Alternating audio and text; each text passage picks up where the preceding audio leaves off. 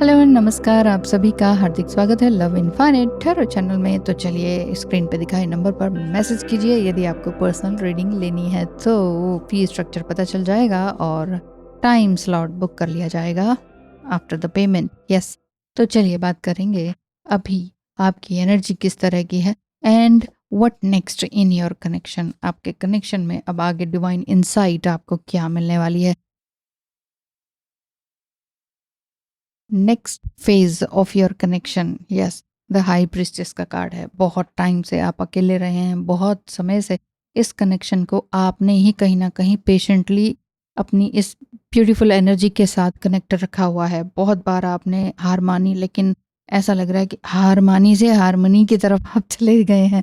आपके इमोशंस और आपके लॉजिक साइड्स काफ़ी कुछ बैलेंस होता दिखाई दे रहा है।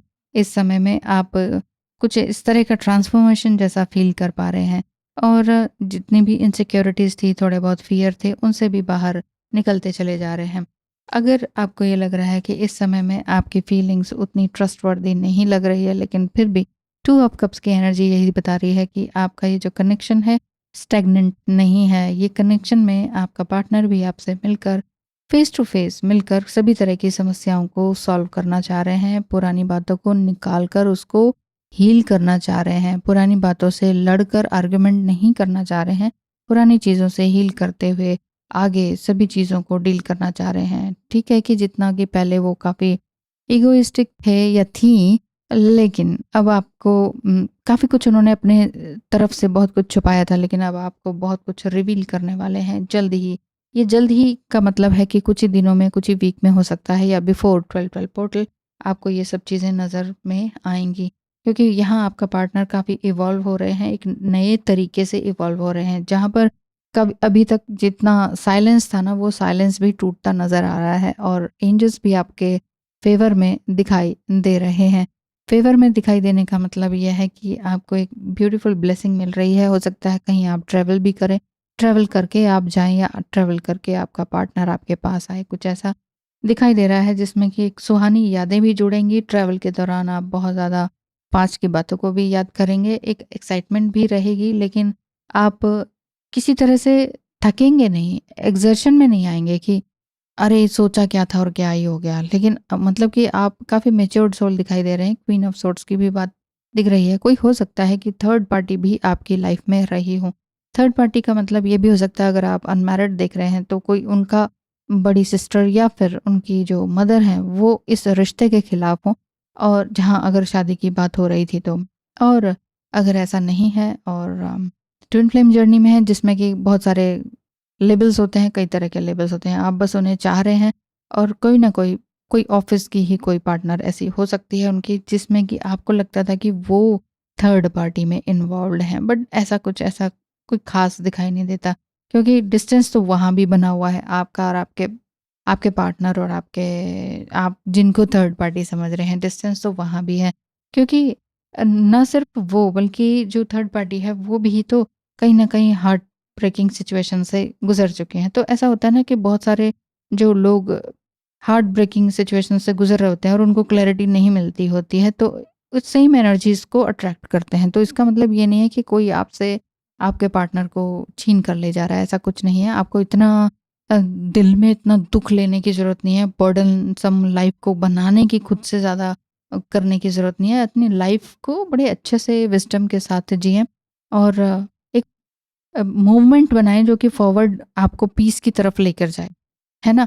एक मतलब कहा सुनी वाली ही बातें ज़्यादातर दिखाई दे रही हैं कि कम्युनिकेशन का गैप बना है, या तो आप दोनों की बात शुरू से ही बहुत अच्छे से क्लियरली नहीं हुई हैं, या फिर ये भी हो सकता है कि थोड़ी बहुत हुई थी, बीच में थर्ड पार्टी जैसा सिचुएशन आ गया, या आपकी जॉब में ही कहीं ना कहीं दूरी आ गई। तो डिवाइन पर्सपेक्टिव के हिसाब से देखें तो आपकी जो एनर्जी है यही कहती है कि जो भी कहो अच्छा कहो, कम से कम कहो, वो फालतू बोलने की ज़रूरत नहीं है, आर्ग्यूमेंट तक बात को लेकर मत जाओ और अपनी एनर्जी को इंटैक्ट रखो।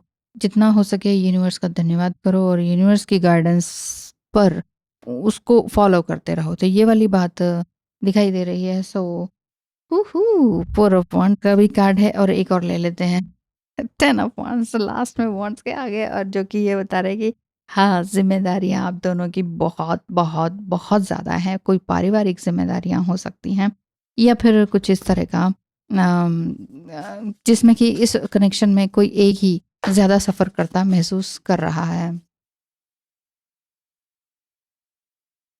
थर्ड पार्टी में आने का आप सोच रहे हैं, लेकिन मतलब कि आपको लग रहा है कि हाँ, थर्ड पार्टी कोई ना कोई तो है जो कि हमारे बीच में डिस्टरबेंस क्रिएट कर रही है। सो अपना रूट चक्र पर ध्यान दें, जितना हो सके ग्रेटिट्यूड में रहें, जितना हो सके नेवल से लेकर ऊपर तक का एक श्वास को भरें तो ज़्यादा अच्छा रहेगा। ये मत सोचिए कि थर्ड पार्टी है, ये आपका एक वहम भी हो सकता है, क्योंकि यहाँ आपने अपने चक्रास को भी तो बैलेंस करना है, बिना इसके कुछ काम होने वाला है नहीं। सो देखेंगे कि डिवाइन आपको किस प्लान की तरफ लेके जाने वाले हैं, किस तरह का लेसन देने वाले हैं। Oh my God! अनाथ काली, अनाथ चक्र। हार्ट चक्र पे काम कर लीजिए, और कुछ नहीं करना है आपने। हार्ट चक्र पे काम कर लीजिए बस। क्योंकि यहाँ जब तक आप अपने हार्ट चक्र पे काम नहीं करेंगे, तब तक आप एक अच्छे कंक्लूजन पर नहीं निकल पाएँगे। अदरवाइज़ दूसरे को ही ब्लेम करते रहेंगे, अगेन ग्रीन, ग्रीन, ग्रीन। और ये है भवतारिणी कार्ड, जो कि माँ काली का ही रूप है। सो यहाँ पर ये बताया जा रहा है कि आपने किसी से लड़ना नहीं है, भिड़ना नहीं है, आपके पास वो सब कुछ है जो आप चाहते हैं, लेकिन कहीं न कहीं एक अकेलापन, दूरी महसूस होती है। बार-बार ये लगता है कि कोई तो हो जो अपना जैसा हो, जिसके साथ अपनी इस कनेक्शन वाली एनर्जी को अम, इस एनर्जी को मतलब पूरी तरह से एम्ब्रेस किया जा सके।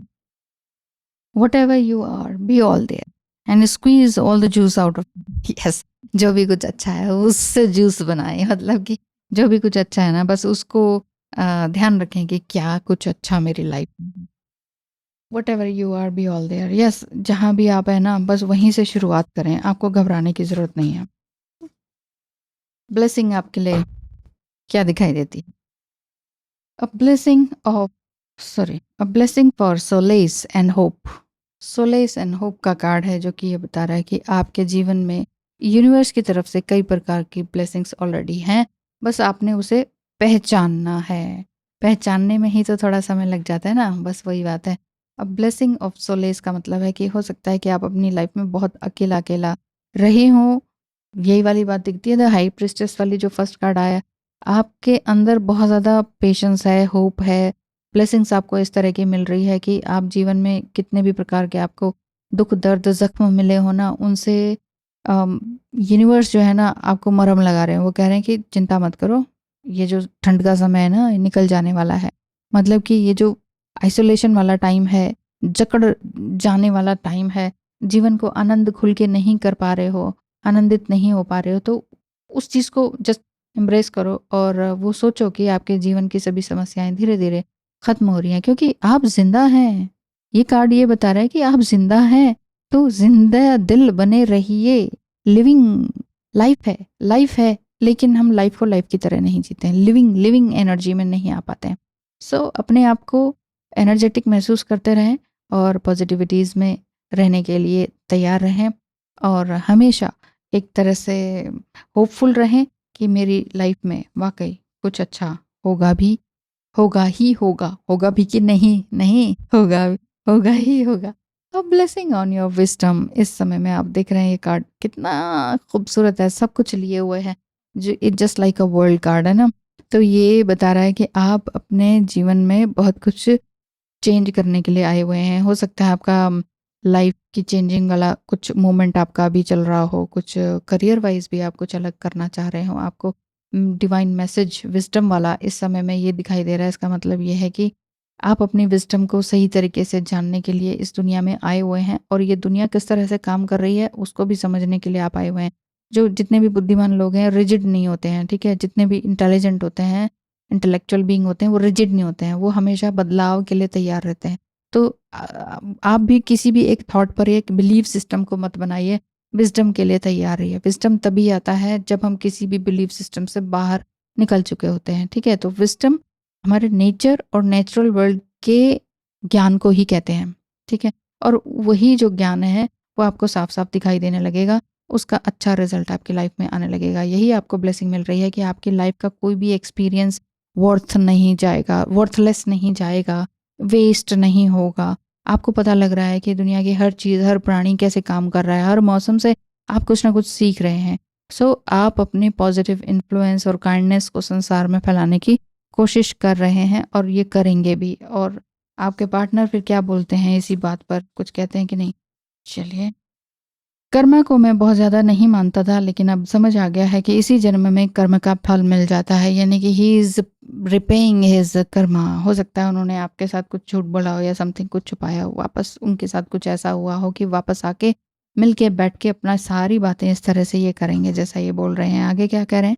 महादेव का ध्यान करने लगा हूँ या लगी हूँ, भोले बाबा सब ठीक करेंगे तुम्हारे और मेरे बीच। यानी कि गॉड को एक एम्ब्रेसमेंट उनको दिख रहा है, प्रेज दिख रहा है, ईश्वर को मानना दिखाई दे रहा है, जो कि पहले कभी नहीं माना करते थे। तो इस तरह की बातें हैं, अपने से सुप्रीम पावर को मानने लगे हैं। अदरवाइज मैं ही सुप्रीम हूँ ये वाली बात इनके दिमाग में रहती थी। कोई बात नहीं, आप हार्ट चक्र पे काम कीजिए, आप अनंत चक्र पर मतलब लगातार लगे रहिए हार्ट चक्र पर, और बस मूलाधार चक्र पर भी काम कीजिए, और बस और कुछ नहीं करना। ग्राउंडिंग एक्सरसाइज करते रहिए, ब्लेसिंग ही ब्लेसिंग आपके लिए है। Thank you so much, God bless you, bye bye.